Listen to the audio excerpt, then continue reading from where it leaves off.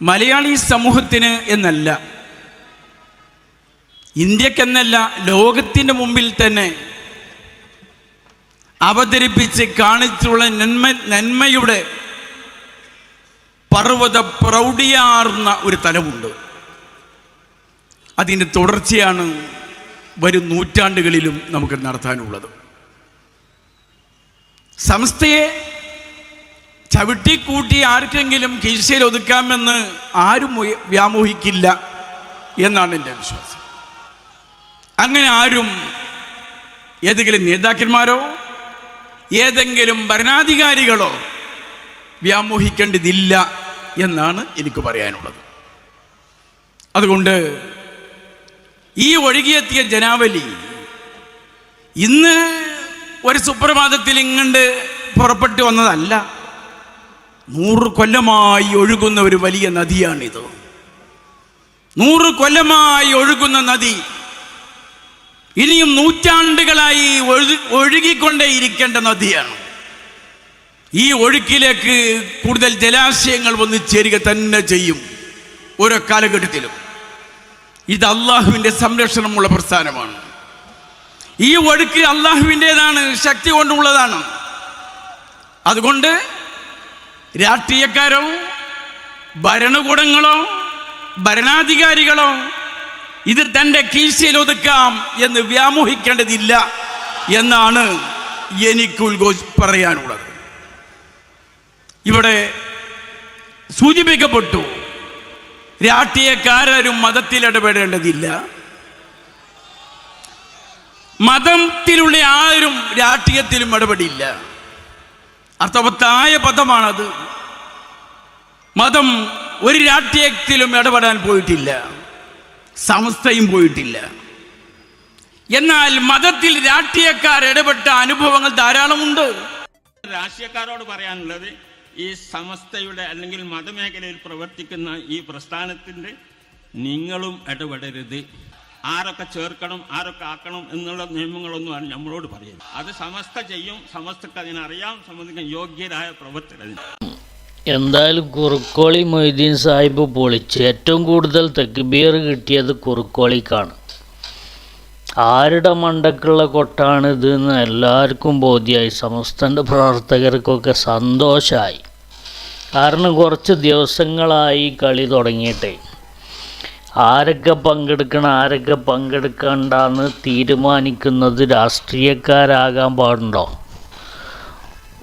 സമസ്തയിൽ സമ്മർദ്ദം ചെലുത്തിയിട്ട് സമസ്ത കേരള ജമിയത്തുൽ-ഉലമ പോകുന്ന വഴിയിൽ നിന്ന് അസ്വസ്ഥത ഉണ്ടാക്കിയിട്ട്, അസ്വാരസ്യങ്ങൾ ഉണ്ടാക്കിയിട്ട് അവിടെ ഇന്നയാളെ കയറ്റണം ഇന്നയാളെ ഇറക്കണം എന്നൊക്കെ പറയാനുള്ള ഒരു അധികാരം രാഷ്ട്രീയക്കാർക്കുണ്ടോ? സമസ്തൻ്റെ ഇടയിൽ എന്തിനാണ് ഈ കോലിട്ടളക്കാൻ നിൽക്കുന്നത് നിങ്ങൾ? അത് തന്നെയാണ് കുറുക്കോളി മൊയ്തീൻ സാഹിബ് ചോദിച്ചത്. നിങ്ങൾക്ക് വേണമെങ്കിൽ നിങ്ങളുടെ രാഷ്ട്രീയത്തിൽ തീർത്താൽ തീരാത്ത പ്രശ്നങ്ങളുണ്ടല്ലോ.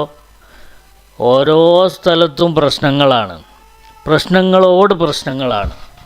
അത് തീർക്കുന്നതിൻ്റെ ഇടയിൽ ഇവിടെ കയറിയിട്ട് സമാധാനപരമായിട്ട് നല്ല രീതിയിൽ പോകുന്നൊരു പ്രസ്ഥാനത്തിൻ്റെ ഉള്ളിൽ കയ്യിലിട്ടളക്കാൻ വന്നാൽ ഇതുപോലെ സ്വന്തം മണികളുടെ കയ്യിൽ നിന്ന് തന്നെ കിട്ടും. അതിന് കിട്ടിയ തക്ബീറാണ് കണ്ടത് നിങ്ങൾ തിരൂരിൽ. ജനസാഗരത്തെ സാക്ഷി നിർത്തിക്കൊണ്ട് കുറുക്കോളി മൊയ്തീൻ സാഹിബ് പറഞ്ഞ ഈ വാക്കുകൾ ആരുടെ തലമണ്ടക്കാണ് പോയി അടിച്ചത് എന്ന് എല്ലാവർക്കും അറിയാം. മാത്രമല്ല ഇവിടെ സൂചിപ്പിക്കപ്പെട്ടതുപോലെ എന്ന് പറഞ്ഞുകൊണ്ട് ബഹുമാനപ്പെട്ട ഉമർ ഫൈസിയുടെ വാക്കുകൾ അടിവരയിട്ടുകൊണ്ടാണ് കുറുക്കോളി മൊയ്തീൻ സാഹിബ് അവിടെ പറഞ്ഞത്. അപ്പോൾ ആ ഉമർ ഫൈസി അദ്ദേഹത്തിന് മുമ്പ് കൃത്യമായിട്ട് കാര്യങ്ങളുടെ ഒരു മാർഗരേഖ കുറുക്കോളി മൊയ്തീൻ സാഹിബിന് വരച്ച് കാണിച്ചു കൊടുത്തിട്ടുണ്ട്. അതിനെ ഒരു അടിവര ഇട്ടുകൊണ്ടാണ് കുറുക്കോളി അവിടെ ആഞ്ഞടിച്ചത്. എന്തായാലും ഉമർ ഫൈസിയുടെ ആ സംസാരം നമുക്കൊന്ന് കേൾക്കാം. സമസ്ത കൈകാര്യം ചെയ്തുകൊണ്ടിരിക്കുന്ന പ്രവർത്തനം അതിനൊരു വിലക്കുമില്ല. ജനോപകാരപ്രദമായ കാര്യങ്ങൾ ചെയ്യാൻ അതിൻ്റെ പ്രതിനിധികളെ തിരഞ്ഞെടുക്കാനുള്ള അധികാരം ഇവിടുത്തെ പൗരന്മാർക്കുണ്ട്. അതവർ നിർവഹിച്ചു കൊള്ളട്ടെ, അത് നമ്മൾ ഇടപെടാറില്ല.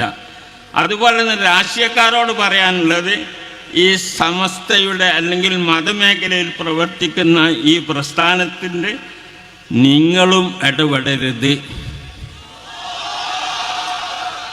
ആരൊക്കെ ചേർക്കണം, ആരൊക്കെ ആക്കണം എന്നുള്ള നിയമങ്ങളൊന്നും നമ്മളോട് പറയരുത്. അത് സമസ്ത ചെയ്യും, സമസ്തക്ക് അതിനറിയാം, സമസ്തക്ക് യോഗ്യരായ പ്രവർത്തകരുണ്ട്. ഇത് അപ്പോൾ ബഹിഷ്കരിച്ചവരൊക്കെ വലിഞ്ഞു കയറി വന്ന അതേ സമ്മേളനത്തിൽ അവരൊക്കെ ഇരുത്തിക്കൊണ്ട് തന്നെ നന്നായിട്ട് കൊടുത്തിട്ടുണ്ട്. അതിൻ്റെ കീ പോയിൻ്റൊക്കെ ഇവിടെയാണ്. ഇത് സയ്യിദുൽ ഉലമയുടെ കയ്യിലാണ്. ഇത് ഉമർ ഫൈസി ഉസ്താദിൻ്റെയും സലാം ബാക്കി ഉസ്താദിൻ്റെയും എ.വി. ഉസ്താദിൻ്റെയും വാക്കോട് ഉസ്താദിൻ്റെയും തുടങ്ങിയ പണ്ഡിതന്മാരുടെ കയ്യിലാണ് ഇതിൻ്റെ കീ. മനസ്സിലായില്ലേ? അപ്പോൾ ഇതുമ്മേ ഇനി ഇങ്ങനെ ചൊറിഞ്ഞുകൂടാൻ നിൽക്കണ്ട. അത് നായകന്മാർ പറയട്ടെ, നേതാക്കൾ പറയട്ടെ, അണികൾ കേൾക്കട്ടെ, അവരനുസരിക്കട്ടെ. ആ രീതിയിൽ സമസ്ത അങ്ങനെ മുന്നോട്ട് പോട്ടെ. രാഷ്ട്രീയക്കാർ അതിൽ ചികിത്സ ചെയ്യാൻ വേണ്ടി വരണ്ട. അത് നിങ്ങൾക്ക് നല്ലതല്ല. ഇത് നിങ്ങളുടെ അണികൾ തന്നെ നിങ്ങളെ പഠിപ്പിക്കുന്നുണ്ട്. നിങ്ങൾക്ക് തീർത്താൽ തീരാത്ത പ്രശ്നങ്ങളുണ്ട്. ഇതിൻ്റെ ഉള്ളിലും കൂടി കോലിട്ടടക്കിയിട്ട് രണ്ടാക്കാൻ വേണ്ടി ശ്രമിക്കണ്ട. ഇതൊക്കെ അറിയാത്ത കുഞ്ഞാപ്പുകൾക്ക് ഇതൊക്കെ അറിയുന്ന വിധത്തിൽ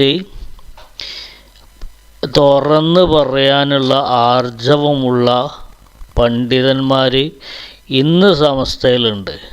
അതുകൊണ്ട് ആരും ഉമ്മാക്കി കാണിച്ച് പേടിപ്പിക്കാനോ മറ്റൊന്നും നിൽക്കണ്ട. അനങ്ങ ഭീഷണികളാണ്. അതൊന്നും ഇനി സ്വന്തം വീട്ടിൽ കെട്ടിയോളോടും കുട്ടികളോടും പറയാമെന്നല്ലാതെ സമസ്തൻ്റെ പണ്ഡിതന്മാരോട് പറയുന്ന ആ കാലമൊക്കെ കഴിഞ്ഞിട്ടുണ്ട്. മനസ്സിലായില്ലേ? അപ്പോൾ ഇതിനി ഇങ്ങനെ തന്നെ പോകും. സമസ്തൻ്റെ ലെവലിൽ സമസ്ത പോകും. സുന്നത്ത് ജമാഅത്താണ് അതിൻ്റെ അടിസ്ഥാനം. നേരെ മറിച്ച് രാഷ്ട്രീയ പാർട്ടികൾക്ക് എല്ലാവരും ഒരുമിച്ച് കൊണ്ടുപോകേണ്ടി വരും. അതിന് ജമാഅത്തും മുജാഹിദും മതമുള്ളവരും മതമില്ലാത്തവരും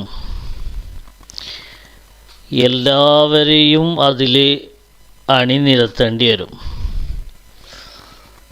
ആ നിലക്കുള്ള ഒരു സങ്കര നിലപാടുകളൊക്കെ ആയിട്ട് അതിന് മുന്നോട്ട് പോകേണ്ടി വരും. മഴക്കാലത്തൊരു നിലപാട്, വേനൽക്കാലത്ത് വേറൊരു നിലപാട്, തണുപ്പ് കാലത്ത് വേറൊരു നിലപാട്, ചൂട് കാലത്ത് വേറൊരു നിലപാട്, ഇതൊക്കെ ആയിട്ട് പോകേണ്ടി വരും. ഇതൊക്കെയാണല്ലോ വെൽഫെയർ വിഷയങ്ങളിലൊക്കെ നമ്മൾ കാണുന്നത്.